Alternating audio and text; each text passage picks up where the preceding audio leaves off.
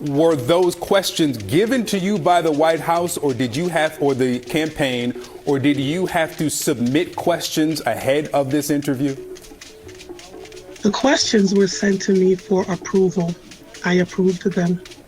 Okay, so the White House sent the questions to you ahead of the interview? Yes. President Joe Biden made several perplexing statements during a recent radio interview, raising additional concerns among Democrats. These concerns were amplified when the interviewer revealed that Biden had received the questions in advance. Andrea Lawful-Sanders, the host of The Source on URD, appeared on CNN Saturday morning following her interview with Biden earlier in the weekend. The interview has gone viral due to Biden's jumbled responses.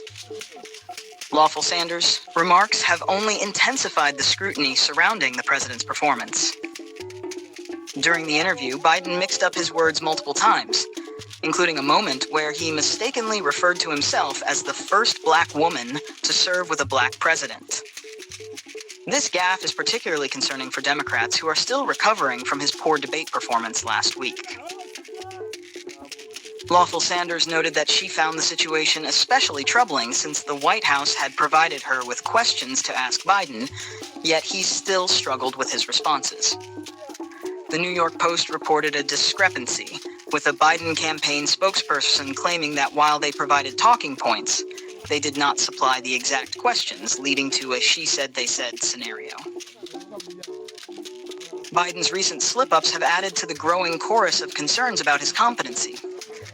Figures ranging from former Congressman Tim Ryan to renowned journalist Carl Bernstein have expressed alarm over Biden's mental acuity, highlighting the increasing scrutiny the president faces.